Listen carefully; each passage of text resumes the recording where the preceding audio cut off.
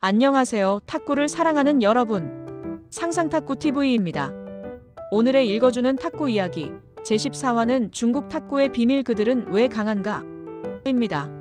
세계 탁구 무대에서 압도적인 존재감을 보여온 중국 탁구. 과연 그 뒤에는 어떤 시스템과 노력, 그리고 철학이 숨어 있을까요?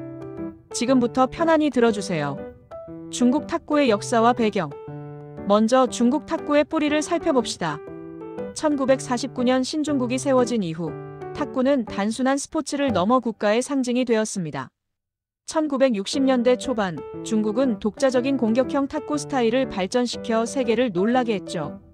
이후 수십 년 동안 세계 선수권과 올림픽에서 수많은 메달을 차지하며 명실상부한 탁구 최강국으로 자리 잡았습니다. 하지만 단지 재능 있는 선수들이 많아서일까요? 아닙니다.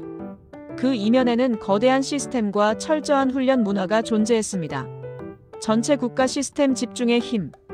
중국 탁구가 강한 이유 중 하나는 전체 국가 시스템이라 불리는 구조입니다.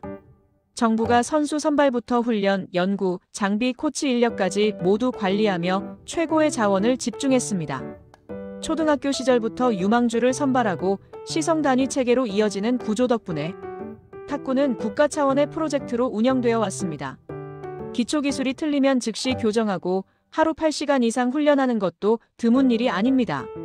이처럼 어릴 때부터 기초 완벽주의를 주입받은 선수가 성장해 국가대표로 올라가게 되는 것이죠. 기술적 특징과 훈련 방법. 중국 탁구는 기술과 훈련에서도 독보적입니다.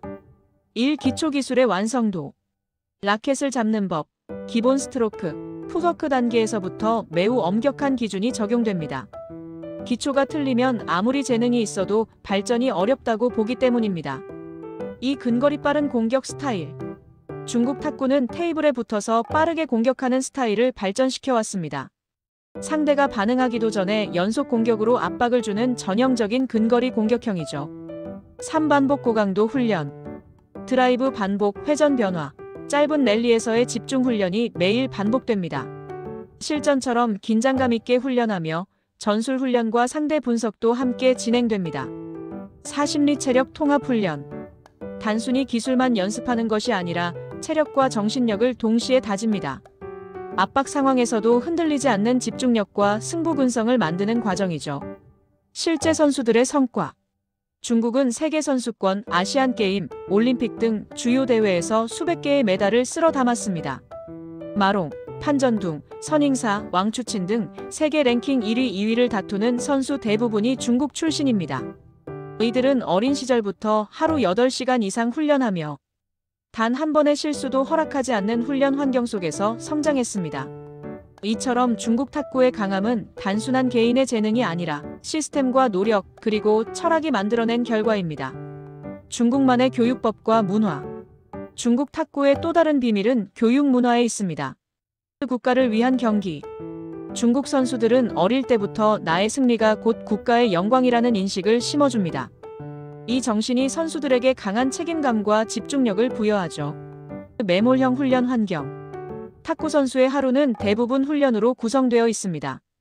학교 수업보다 훈련이 우선이며 개인의 생활 패턴까지 훈련 중심으로 맞춰집니다. 끊임없는 자기혁신. 기초부터 다시라는 말은 중국 탁구계에서 흔히 들을 수 있습니다. 잘하는 선수일수록 더 세밀하게, 더 많이, 더 철저히 연습합니다. 경쟁 속 성장. 대표팀 내부에서도 경쟁은 치열합니다. 서로가 스파링 파트너이자 경쟁자이기에 항상 최고 수준의 긴장감이 유지됩니다. 이러한 문화가 중국만의 독특한 훈련 시스템을 완성시킨 것입니다. 한국 탁구와 비교하며 배울 점. 그렇다면 우리는 이 시스템에서 무엇을 배울 수 있을까요? 첫째, 기초기술의 중요성입니다. 라켓 그립, 스탠스, 풋워크 같은 기본 동작부터 꾸준히 다지는 것이 필수입니다. 둘째, 꾸준한 루틴을 지키는 것입니다. 하루에 조금씩이라도 일관성 있게 연습하는 습관이 실력 향상의 핵심입니다. 셋째, 심리훈련의 필요성입니다. 경기 중 긴장감, 압박감, 리듬 변화에 대응하는 멘탈 관리가 중요합니다. 넷째, 경쟁과 협업의 조화입니다.